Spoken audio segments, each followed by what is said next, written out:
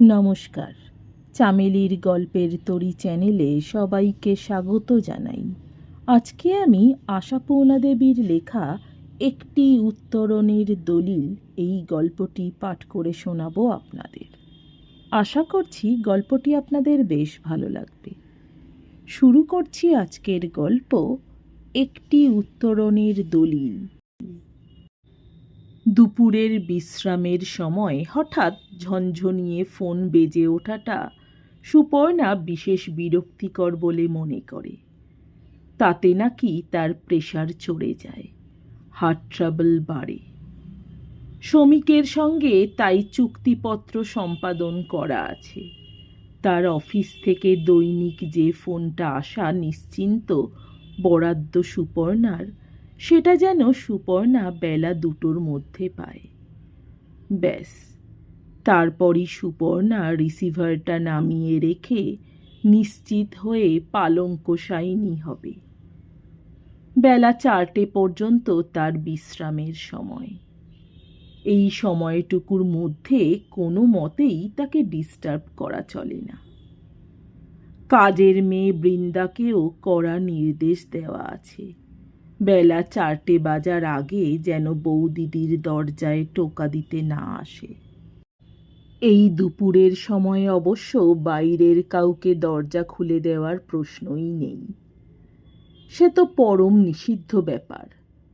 তবে কথা বলা আছে, আই হোল দিয়ে দেখে যদি বোঝা যায় বৃন্দা যাকে বারে বারে দেখেছে এমন কোনো চেনা জানা বা নিকট আত্মীয়, তাহলে অবশ্য তাকে বাড়ির মধ্যে ঢুকতে দেবে। তবে সুপর্ণাকে তদ্দণ্ডেই সেটা জানাতে আসতে হবে না। তাকে ড্রয়িং রুমে অথবা ডাইনিং স্পেসে বসিয়ে রাখবে এবং দরকার মতো উপযুক্ত আতিথ্যও করবে। তবে বৌদি বৌদি করে হামলানো চলবে না। আর দরকারটাই বা কি? বৌদিদি তো কেবলমাত্র নিজের বেডরুমটির মধ্যে অর্গল রুদ্ধ করে স্বেচ্ছাবন্দিনী। বাকি সমগ্র সংসারটি তো তোমার হাতে বৃন্দা রানী। তোমার হাতেই অর্গলমুক্ত স্টোর, কিচেন, ফ্রিজ, গ্যাসের উনুন, ইলেকট্রিক হিটার, সব কিছু। এবং তার সঙ্গে দেওয়া আছে অবাধ স্বাধীনতা। অতএব বুদ্ধি খরচ করে অতিথি সৎকার করবে।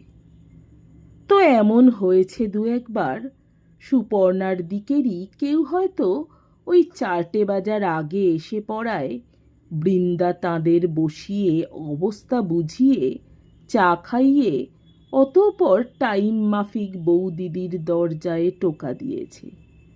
অবশ্য তাতে বৃন্দার এবং অতিথি দুপক্ষরই লাভ ভিন্ন লোকসান হয়নি। বৌদিদির অনুপস্থিতিতে যেভাবে হাঁড়ির খবর পরিবেশন ও পরিগ্রহণ করা সম্ভব হয়, উপস্থিতিতে তো তা সম্ভব নয়। একবার অবশ্য একটু ঘোরালো ব্যাপার ঘটে গিয়েছিল। সুপর্ণার কোনো এক মামাতো না মাস্তুতো দিদি, তা আত্মীয় বলতে তো সবই সুপর্ণার, শ্রমিকের আর সংসারে আছে কে? মধ্যমগ্রাম না কোথা থেকে যেন গ্রীষ্মের এক দুপুর রোদ্দুরে মরতে মরতে মেয়ের বিয়ের নেমন্তন্ন করতে এসেছিলেন। বৃন্দার মুখে, সর্বনাশ, এখন তো বৌদিদিকে ডাকা চলবে না, শুনে তাজ্জব। 4টে পর্যন্ত বসে থাকা তার পক্ষে সম্ভব ছিল না।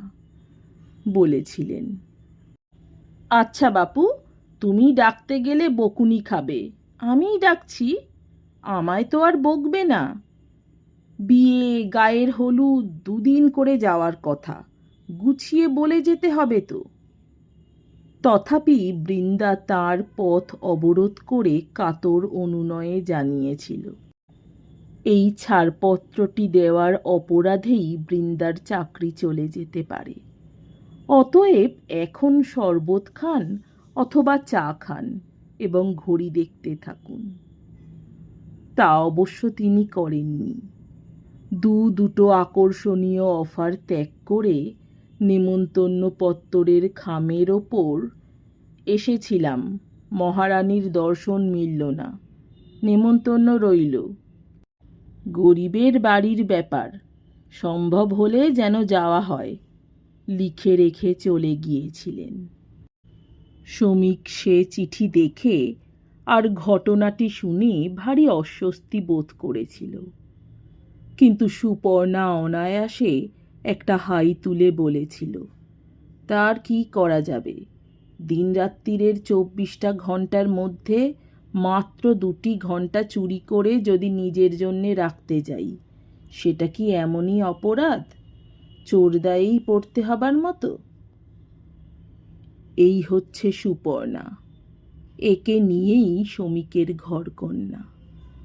তা সুপর্ণার সেই চুরি করা সময়টুকুর ওপর আজ বাটপারে সে হানা দিল। কপালের ফের, আজকেই যে কেন কিসের ভুলে শ্রমিকের টেলিফোন পর্ব শেষ হবার পর রিসিভারটা নামিয়ে রাখতে মনে পড়েনি সুপর্ণার। হয়তো শ্রমিক যে ফোন করবার সময় একটু ব্যস্ততা দেখিয়েছিল, বলেছিল, 2:30-এর সময় অফিসে ডিরেক্টরস মিটিং আছে, হেড অফিস থেকে কর্তারা এসেছেন, ছাড়ছি তাড়াতাড়ি। সেই জন্যেই নিত্যি ওই হেড অফিস থেকে কর্তাদের আশা নিয়ে একটা ঝাঁঝালো মন্তব্য করার জন্যে মনে মনে শব্দ নির্বাচন করেছিল সুপর্ণা। করবার পর দেখল লাইন কেটে গেছে, আর সেই বিরক্তিতেই এই ভুল, সেই ভুলই শুল হল। আজ 3টে নাগাদ সুপর্ণার সুখসুপ্তির আমেজের ওপর হঠাৎ আছড়ে পড়ল ওই ঝনঝনঝন। ওহ, এ কি, এটা কি হলো, অসহ্য! সুপর্ণা কানের ওপর বালিশটা তুলে চাপা দিল। যাক, বেজে বেজে কেটে যাক। কিন্তু কি আশ্চর্য, গেল না, অথচ কত সময় ফোন ধরতে আসতে একটু দেরি হলেও কেটে যায়, ভেবে পাওয়া যায় না কে ডাকছিল। আর আজ এখন বেজেই চলল, আর ফুল ফোর্সে পাখা চালানো বন্ধ ঘরের মধ্যে শব্দটা যেন একটা জান্তব আর্তনাদের মতো মনে হতে থাকল। অন্তত সুপর্ণার ওই তুলনাটাই মনে এলো, যেন একটা কোনো জানোয়ার ডেকে চলেছে একটানা। অগত্যাই উঠল, ঠক করে শব্দ করে থামিয়ে দেবার জন্যেই উঠল। কিন্তু কি ভেবে ওটা হাতে নিয়ে একটা ঘুম জড়ানো অ্যারিস্টোক্রেসি অলসতার গলায় বলল, হ্যালো, 296। হ্যালো, ও থ্যাংক ইউ, এস ব্যানার্জির বাড়ি? হ্যাঁ, ওকে কি এখন পাওয়া যাবে? বক্তার কণ্ঠে দারুণ ব্যস্ততা এবং ব্যগ্রতা, কিন্তু শ্রোতার কণ্ঠ অলস। সম্ভব নয়। আচ্ছা শুনুন, আমি এনআরএস হসপিটাল থেকে বলছি, ওকে এখন কোথায় পাওয়া যেতে পারে বলতে পারবেন? হসপিটাল শব্দটা শুনেই সুপর্ণা একটু নড়ে বসল, বলল, কোন হসপিটাল থেকে? এখন একটু থামা গলা, নীলরতন সরকার হসপিটাল। কেন, কার কি হয়েছে? এখন সুপর্ণার গলার স্বরে ঈষৎ উদ্বেগ। ঈষৎই, কারণ শ্রমিককেই যখন চাইছে তখন ভয়াবহ কিছু না। তাছাড়া একটু আগেই তো শ্রমিক। সুপর্ণা বলল, এখন তো মিস্টার ব্যানার্জি অফিসে, তাছাড়া ব্যস্ত আছেন। বলুন কি ব্যাপার, আমি তার স্ত্রী বলছি। ওপারে কণ্ঠস্বর একটু নামে।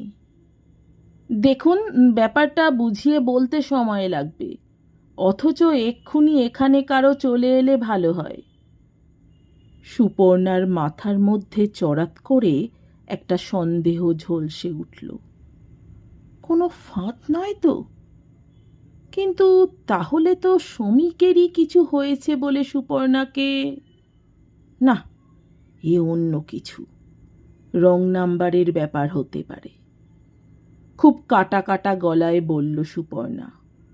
দেখুন, ব্যাপারটা না শুনলে হঠাৎ কেউ ওখানে চলে যাবে এটা সম্ভব ভাবছেন কি করে?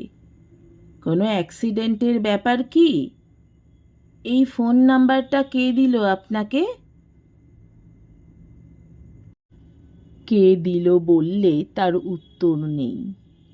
ওদিক থেকে দ্রুত উচ্চারণে যা বলা হলো তার সারার্থ হচ্ছে, ঘণ্টাখানেক আগে জনা কয়েক মস্তান মার্কা ছেলে একটি জ্ঞান চৈতন্যহীন মাথা ফাটা ব্যক্তিকে নিয়ে এসে বলে লোকটিকে নাকি তারা বেলিলিয়াস রোডের মোড়ের কাছে পড়ে থাকতে দেখে হসপিটালে নিয়ে এসেছে অবশ্য প্রাণ রয়েছে বুঝতে পেরেই, নচেত একটা পথের মরাকে তারা ফালতু ট্যাক্সি ভাড়া করে বয়ে নিয়ে আসতো না। যদিও তিনি বললেন, আমাদের তো এখানে যে কোনো অবস্থায় এবং যে কোনো অবস্থার পেশেন্টকেই নিয়ে নিতে হয়, তবে এটা বুঝতে অসুবিধা হলো না যথেষ্ট প্রতিরোধ সত্ত্বেও সেই হৃদয়বান ছেলেগুলোর হুমকিতেই নিতে বাধ্য হয়েছেন। আনিত রোগীটির চেহারা বেশ সম্ভ্রান্ত, পরনের স্যুটটিও নাকি রীতিমতো দামি বলেই মনে হচ্ছে, তবে সঙ্গে এমন কিছুই পাওয়া যায়নি যাতে কোনো পরিচয় পাওয়া যায়। এমনকি কবজিতে ঘড়িটির এবং আঙুলের আংটিটির ব্যবহারের দাগটি শুধু জানিয়ে দিচ্ছে জিনিস দুটো কিছু আগে পর্যন্তও ছিল, তবে এখন আর নেই। ওপারের কণ্ঠ একটু শ্লেষের হাসির সঙ্গে বলে, হয়তো যে মাহাত্মারা ওই হতভাগ্যকে হসপিটালে পৌঁছে দিয়ে গেলেন তাঁরাই ওটা মজুরি হিসেবে... সে যাক, আমাদের কাজ রহস্যভেদ করা নয়, কাজ হচ্ছে আহতকে বাঁচানোর চেষ্টা করা। ইমিডিয়েটলি যথেষ্ট পরিমাণে ব্লাড দিতে না পারলে বাঁচানো শক্ত। সুপর্ণা নিজেই বুঝতে পারছে না সে এতক্ষণ ধৈর্য ধরে এত কথা শুনছে কি করে। এখন কঠিন স্বরে বলল, আমাকে অবশ্য ব্যাপারটাকে জেনুইন বলে বিশ্বাস করতে হবে, কিন্তু ভেবে পাচ্ছি না এই অদ্ভুত কেসটির সঙ্গে মিস্টার ব্যানার্জির সম্পর্ক কি। সম্পর্ক? ও পক্ষ দ্রুত উচ্চারণে ইংরেজি বাংলা মিশিয়ে যা বলে তার সারার্থ এই, অজ্ঞাত ব্যক্তিটির কোনো পরিচয়ের হদিশ মেলে কিনা দেখতে বাধ্য হয়ে তার বডি তল্লাশ করায় বুক শার্টের ইনসাইড পকেটে এক ভদ্রলোকের একটা ছোট্ট ছবি পাওয়া গেছে, যে ছবির তলায় খুব ছোট্ট করে লেখা রয়েছে দাদা, তার নিচে এই ফোন নম্বর। তবে সেটি ফটো নয়, কোনো পেপারে ছাপা কাটিং, যত্ন করে সেলোফেন পেপারে মোড়া। তদ্দণ্ডেই ওনারা টেলিফোন অফিস থেকে ওই ফোন নম্বরের মালিকের নাম ঠিকানা আবিষ্কার করে ফেলে এই ফোনটা করছেন। হ্যাঁ, কিন্তু ওকে কোনখানে পাওয়া যেতে পারে কাইন্ডলি যদি জানান। এখন ব্লাডের ব্যবস্থা না করতে পারলে... রাগে হাড় জ্বলে গেল সুপর্ণার। বেশ বোঝা যাচ্ছে আগাগোড়াই একটা গল্প। শ্রমিককে কোনো রকম ফাঁদে ফেলার মতলবেই এমন একটি রহস্য রোমাঞ্চ সিরিজের পাতা খুলে ধরা হয়েছে। কে জানে কোথাও কোনো গুপ্ত শত্রু আছে কিনা। শ্রমিকের চরচরিয়ে উন্নতি দেখে অনেকেরই নিশ্চয় বুক চরচর করে।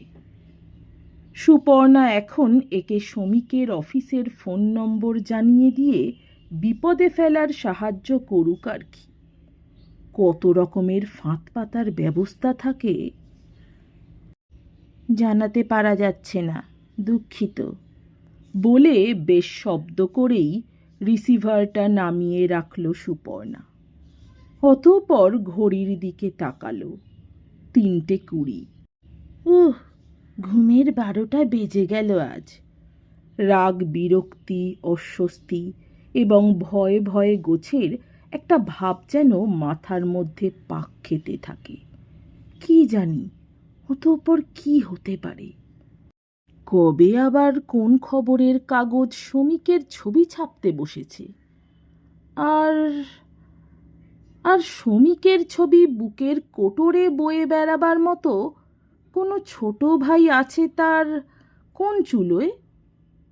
বিয়ের পর এসে তার কাছে কবে যেন শুনেছিল আত্মীয় বলতে শ্রমিকের হাড় বজ্জাত লক্ষ্মী ছাড়া অল্প বয়সেই মদমাতাল হয়ে যাওয়া উচ্ছন্ন একটা শতাতো ভাই নাকি ছিল।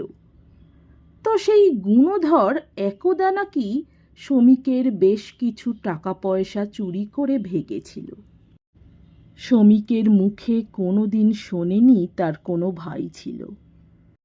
কবে যেন সুপর্ণা মাস্তুতো ননদের মুখে শোনা ওই চুরি করে ভেগে যাওয়া ভাইয়ের গল্পটা সত্যি কিনা জানতে চেয়ে শ্রমিকের কাছে কঠিন একটা আদেশ শুনতে হয়েছিল। দ্বিতীয়বার যেন আর এ কথা শুনতে না হয় শ্রমিককে।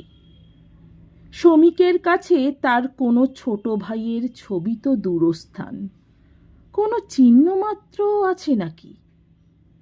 বৃন্দাকে বিস্ময় বিমূঢ় করে অসময়ে ঘরের দরজা খুলে বেরিয়ে এসে সুপর্ণা ডাক দিল, এই বৃন্দা, কড়া করে 1 কাপ চা বানা দিকি।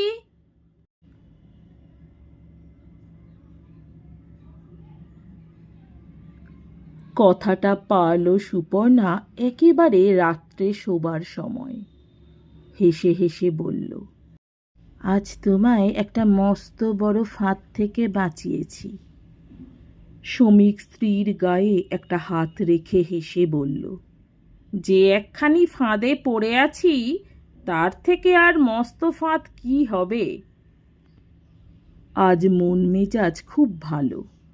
ডিরেক্টরস মিটিংয়ের আলোচনায় শ্রমিকের ভবিষ্যতের ছবিতে আর একটা আশার আলোর আভাস। সুপর্ণা আহ্লাদে গলায় বলে, আহা, তার নয়, তোমায় ফাঁদে ফেলি এমন সাধ্য আমার? ঠাট্টা নয় মশাই, সত্যি সে এক রহস্য রোমাঞ্চ কাহিনী। দুপুরের সময় তোমার ফোনটার একটু পরই আমার আরামের 12টা বাজিয়ে দিয়ে ঝনঝনিয়ে এক ফোন। নীলরতন সরকার হসপিটাল থেকে বলছি, মিস্টার এস ব্যানার্জিকে পাওয়া যাবে? শোনো কথা, এস ব্যানার্জি যেন বেকার, তাই দুপুরবেলা বাড়ি বসে। বললাম নেই, পাওয়া যাবে না। তবু নাছোড়বান্দা, কোথায় পাওয়া যাবে? এক্ষুনি দরকার, এক্ষুনি চলে এলে ভালো হয়। শ্রমিক একটু অসহিষ্ণু হয়ে বলে, হসপিটাল থেকে বলছে শুনে তুমি জিজ্ঞেস করলে না কি ব্যাপার? না, জিজ্ঞেস করিনি। কি ভাবো আমাকে, হাড়বুদ্ধু? রীতিমতো জেরাই করা হয়েছে মশাই, বুঝলেন? বলে কি না, কটা মস্তান মার্কা ছেলে রাস্তায় পড়ে থাকা একটা মাথা ফাটা আধমরা লোককে কুড়িয়ে নিয়ে গিয়ে জবরদস্তি করে হসপিটালে ভর্তি করে দিয়ে শটকান দিয়েছে। এখন সেই হতভাগার এক্ষুনি 2-4 বোতল ব্লাডের দরকার। কাজেই আচ্ছা, শুনলে মেজাজ কীরকম খচে যায় বলো? একটা রাস্তার মরার ব্লাডের দরকার, তাতে এস ব্যানার্জিকে চাই কি জন্যে? শ্রমিক এতক্ষণে অবশ্য আর আলস্যের ভঙ্গিতে শুয়ে নেই, উঠে বসেছে। তাই চোখ কুঁচকে বলে ওঠে, কীরকম লোক বলেছে? ও, সে নাকি খুব রেসপেক্টেবল চেহারার ভদ্রলোক, পরনে দামি স্যুট, তবে সঙ্গে কিছু নেই, এমনকি ঘড়িটা আংটিটাও লোপাট, যাকে বলে অজ্ঞাত পরিচয়। যারা গছিয়ে দিয়ে গেছে তারাই সব লোপাট করেছে আর কি। তবে তার জামার ইনসাইড পকেটে সযত্নে রাখা একটা খবরের কাগজ থেকে কাটা ছবির নিচে আমাদের ফোন নাম্বার। আমাদের ফোন নম্বর ছবির নিচে? কি ছবির নিচে? চটপট বলো। তুমি বা এমন রহস্য রোমাঞ্চ হচ্ছ কেন? বাহ, কথাগুলো কম নাকি? লোকটার সঙ্গে তর্কাতর্কি করতে করতে তো আমার দুপুরটাই মাটি। ছবিটা নাকি একজন ভদ্রলোকের, আর তার নিচে নাকি ছোট্ট অক্ষরে লেখা দাদা। ওনারা তাই সেই দাদা রহস্য আবিষ্কার করতে টেলিফোন অফিসে খোঁজ করে। কি কি লেখা আছে বললে? স্প্রিংয়ের মতো ছিটকে ওঠে শমিক। আমি আর কি বলবো, ওরাই বলল লেখা রয়েছে দাদা। লেখা রয়েছে দাদা? শমিক হঠাৎ সুপর্ণার বালিশের ওপর এলিয়ে রাখা হাতটা প্রায় খামচে ধরে বলে ওঠে, আর তুমি আমায় তক্ষুনি ফোন করে জানালে না? বাহ, চমৎকার! একটু আগেই না বলেছিলে ডিরেক্টরস মিটিং আছে?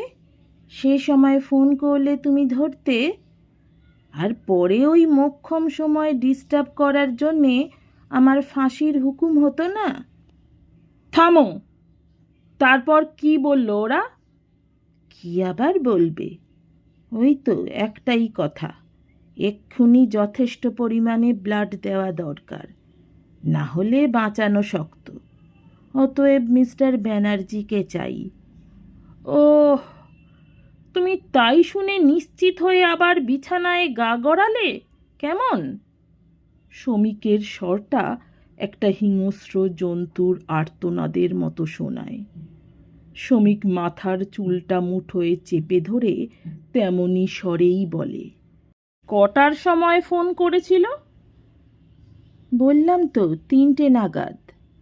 সুপর্ণাও এখন উঠে বসেছে, অবহেলার গলায় বলে, হাসপাতালে ব্লাডের অভাবে রোজই তো 2-4টে রুগী খতম হচ্ছে, আর সেটা জানো না তাও তো নয়। এত কি?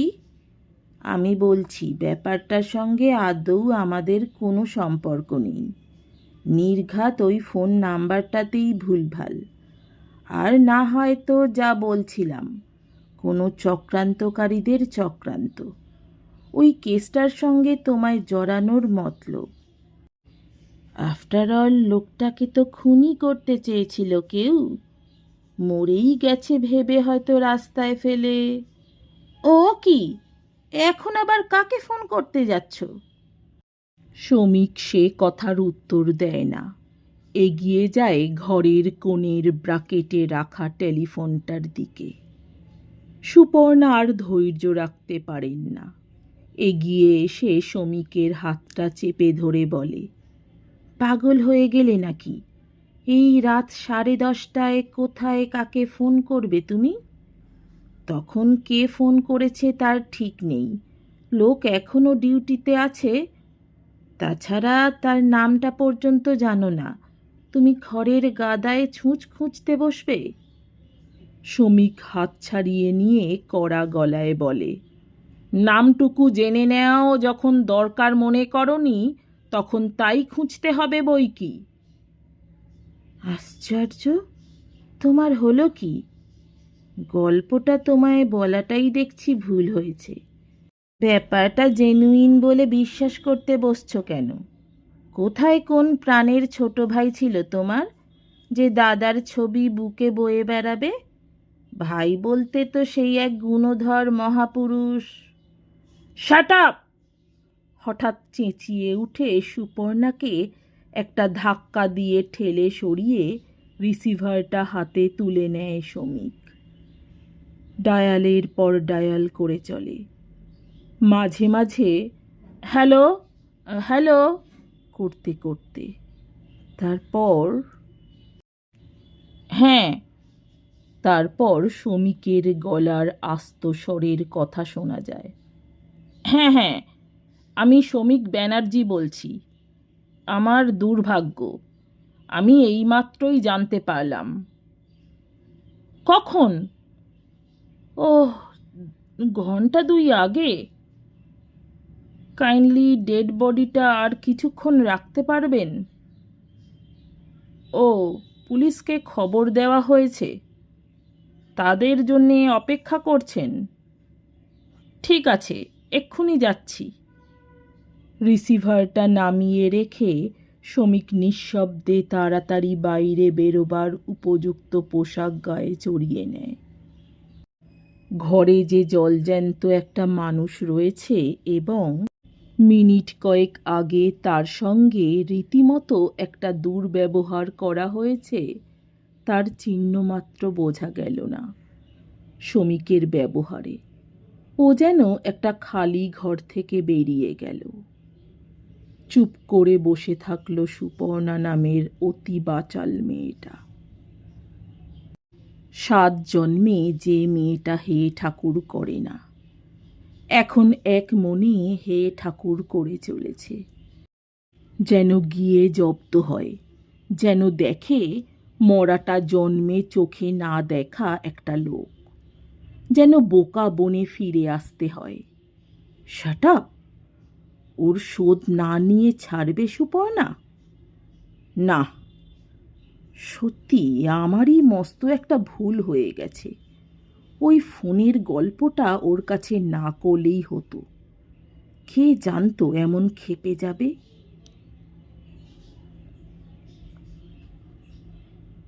পুলিশ এসে গিয়েছিল। মৃতের মুখের চাদর খুলে ধরল ওরা। শ্রমিক নির্নিমেষে তাকিয়ে দেখল, মৃত্যুর পর বোধহয় মাথার ব্যান্ডেজ খুলে দিয়েছে। মনে মনে অতি নিভৃতে উচ্চারণ করল, সমু, সমিত। সমু? লোকে নাকি চরম হিংস্রতায় গাল দেয়, আমার মরা মুখ দেখবি। কখন দিয়েছিলি তুই গালটা তোর দাদাকে? তারপর অকম্পিত গলায় পুলিশের খাতায় লেখায়, হ্যাঁ, লিখিতভাবে শনাক্ত করছি, নিহত ব্যক্তি আমার দীর্ঘদিন নিরুদ্দিষ্ট ছোট ভাই সমিত ব্যানার্জি। বিগত 14-15 বছরের মধ্যে ওর কোনো সন্ধান আমার জানা ছিল না। কেন নিরুদ্দেশ হয়ে গিয়েছিল সে কথার আমি কি উত্তর দেব? হয়তো খেয়াল, হয়তো উচ্চ আশার প্রেরণা, আমি জানি না। তবে মৃতের সম্পর্কে যে কোনো রকম দায়িত্ব নিতে প্রস্তুত আমি। আমার নাম ঠিকানা বলছি, লিখে নিতে পারেন। এই নেম কার্ডটাও রাখতে পারেন। না, আপাতত কিছু করার নেই। লাশকে মর্গে নিয়ে গেল। দেখেছে মাথার পেছন থেকে কোনো ভারী জিনিস বসিয়ে খুনের চেষ্টাই করা হয়েছে এবং সম্পূর্ণ অজ্ঞাত আততায়ীর ব্যাপার। তবু মর্গে নিয়ে যাওয়া এবং পোস্টমর্টেমের নিষ্ঠুরতা। ট্যাক্সি চালককে গন্তব্যস্থল বলে নিজেকে ছেড়ে দিয়ে চোখে আলো লাগা আটকাতেই 2 হাতে মুখটা ঢেকে বসে থাকে শ্রমিক। বুকের ঠিক মাঝখানটায় কে যেন ভয়ঙ্কর একটা তীক্ষ্ণ নখর থাবা বসিয়ে হৃৎপিণ্ডটাকে খাপলে তুলে নিয়েছে। সেই হুহু করে জ্বলে যাওয়া জায়গাটায় কিছুক্ষণ আগে শোনা টুকরো টুকরো কিছু কথা নতুন করে ছোবল মারছে। হয়তো সময়ে আরও ব্লাড দিতে পারলে বাঁচানো সম্ভব হতো। সময়ে আরও ব্লাড দিতে পারলে। উনি কিন্তু বলেছিলেন আপনার স্ত্রী কথা বলছেন। এই যে এই ছবিটা, এটা পুলিশের কাছে দেবার কথা। তবে আপনি যখন স্বীকার করছেন আপনি নিহতের দাদা, তখন না, ফটো নয়, বোধহয় ইংরেজি কোনো দৈনিকে ছাপা একটা পুরনো ছবি। ছবিটা তো দেখছি আপনারই। হৃৎপিণ্ড উপড়ে ফেলার ভয়ঙ্কর এই ক্ষতটায় জোরালো প্রলেপ দিতে চেষ্টা করে চলে শ্রমিক। কি কি বললে? ওই হতভাগা ছেলেগুলোর সঙ্গে আমি মিশি কেন? কেন, ওরা মানুষ নয়? ওহে শ্রমিক ব্যানার্জি, তুমি তোমার আভিজাত্যের গজদন্ত মিনারে বসে থাকো। শ্রমিক ব্যানার্জি রাস্তার লোকের সঙ্গেই মিশবে।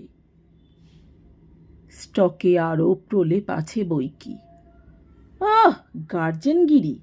সম্পর্ক তো শতাতো ভাই, তার আবার এত কি?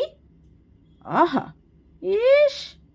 কবে আমার মা মরেছিল তুমি আমার দেখভাল করেছিলে, তাই আমার মাথাটা কিনে রেখেছ না?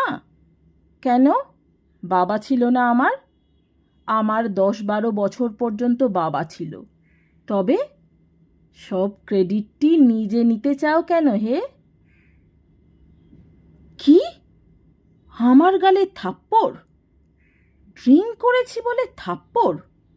বেশ করেছি, ড্রিঙ্ক করেছি। সমিত ব্যানার্জি নাবালক নয়। মনে রেখো, সে খুব সভ্য বলেই ওই থাপ্পড়টার জবাব পেলে না তুমি। চাপিয়ে চলো শ্রমিক ব্যানার্জি, আরও যত প্রলেপ আছে তোমার স্টকে, চাপিয়ে যাও ওই জ্বলে যাওয়া ক্ষতটার ওপর। সময়ে আরও ব্লাড দিতে পারলে হয়তো। হ্যাঁ, এই বাড়িটা বেচে আমার শেয়ারের টাকাটা আমায় দিয়ে দাও। আমি আর তোমাদের এই পচা গলা সোনার ভারতবর্ষে থাকতে চাই না। নেহাত ছোট্ট বাড়ি নয়, হাফাহাফি শেয়ার, কম হবে না। কি কি বললে? বাড়িটা আমার বাবার নয়, তোমার মায়ের বাবার? তোমার মায়ের আর কোনো ভাই বোন ছিল না বলে তার বাবা? এ কথা আমি বিশ্বাস করব? You R a liar. এ দলিল জাল দলিল। জোচ্চোর, ঠগ, তোমায় আমি কোর্টে দাঁড় করিয়ে ছাড়ব। মদমত্ত এই জড়িত কণ্ঠের আরও তীব্র কটু সব বাক্যস্রোতকে উজানবে টেনে টেনে নিয়ে আসতে চেষ্টা করছে শ্রমিক ব্যানার্জি নামের ঘাড় গুঁজে বসে থাকা লোকটা। বর্তমানের এই জ্বলে যাওয়া হৃৎপিণ্ড উপরনো গভীর গহ্বরটা কিছুটা বুঝিয়ে ফেলা যায় মাটি দিয়ে, বালি দিয়ে, জঞ্জাল দিয়ে। বাবা, এই তো কোর্টে দাঁড় করানোর শাসানিতে সুরসুর করে বাড়িটি বিক্রি করা হয়ে গেল। বাড়ি আমার বাবার নয়, ওনার মায়ের বাবার। মামদোবাজি, জোচ্চোর, লায়ার! আমি বাইরে চলে গিয়ে জীবনে উন্নতি করতে চাই, তা পছন্দ নয়, কেমন? হবেই তো, বইমাত্র ভাই আর কত হবে? লোক দেখিয়ে আদর দেখানো। উনি আমার পায়ে শেকল বেঁধে রেখে আমার হিতৈষী সাজতে আসছেন। সমু, তুই বুঝতে পারছিস না, তুই উচ্ছন্নে যেতে বসেছিস। যারা তোর বন্ধু সেজে বসে আছে তারা তোর শত্রু রে। ওসব সেন্টিমেন্টের খোঁচা দিয়ে সমিত ব্যানার্জিকে কাত করতে পারবে না, বুঝলে? গহ্বরটা তো বুঝছে না। চোখের সামনে ছবির গোপাল ঠাকুরের মতো বড় সুন্দর একখানা মুখে বলে উঠল, দুধ খেলে চকোলেট দেবে? ঠিক, আগে দাও তবে। ফুলের মতো একখানা পাতা হাত এগিয়ে আসে। ইস, ওষুধ খেতে আমার দায় পড়েছে, খাবই না। না খেলে ডাক্তারবাবু বকবেন। তুমি খেয়ে নাও তাহলে, হি হি হি হি হি। বলবে সমু খেয়েছে। কাঁচের মতো চোখ, মুক্তোর মতো দাঁত। দাদা, দাদা, আমাদের ক্লাসের একটা ছেলে না কি দুষ্টু জানো, অন্য ছেলের টিফিন খেয়ে নেয়।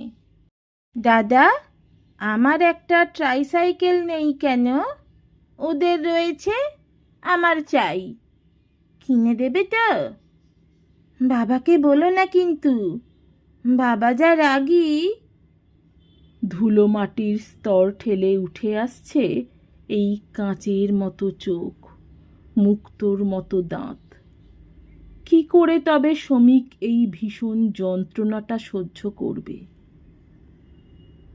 সময়ে আরো ব্লাড দিতে পারলে।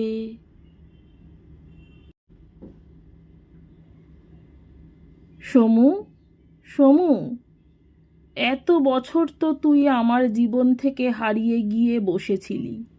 আমি তো দিনে একবারও তোর মুখ মনে করিনি। মনে পড়েনি তোর কোন মুখটা মনে আনতে হবে। ওই ঝকঝকে কাঁচের মতো চোখ, উজ্জ্বল হাসির আলো ঝলসানো মুখ। দাদা, কি প্রাইজ দেবে বলো? ক্লাসে ফার্স্ট, অঙ্ক, বাংলা, ইংরেজি সবটাতে। নাকি সেই কালচে কুটিল দুটো চোখ আর অবজ্ঞা বিকৃত মুখটা। দাদা হয়েছেন তো মাথা কিনেছেন। বুঝতে না পেরেই বোধহয় তোর সব মুখগুলোই মুছে ফেলে বসেছিলাম। তুই তার শোধ নিলি? দাদাকে ডেকে নিয়ে গিয়ে রক্তহীন পাংশু মরা মুখটা দেখালি, অথচ আমার গায়ে কত রক্ত। কিন্তু সমু, তুই এত ভয়ঙ্কর নিষ্ঠুরভাবে আমায় হারিয়ে দিলি কেন? তুই কোন 5-7 বছর আগে কবে কোন কর্মসূত্রে তুচ্ছ কোনো একটা খবরের কাগজে ছাপা তোর দাদার ছবিটা এতদিন ধরে তোর হৃদয়ের নিভৃত গভীরে রেখে বয়ে বেরিয়েছিস, শুধু দাদাকে একদিন হারিয়ে মজা দেখবি বলে? এর থেকে তো অনেক কম নিষ্ঠুর মনে হয়েছিল তখন সমু, যখন তুই বাড়ি বিক্রির সব টাকাগুলো নিয়ে চলে গিয়েছিলি আলমারির লকারের সেই জায়গাটায় একটা চিরকুট লিখে রেখে দিয়ে।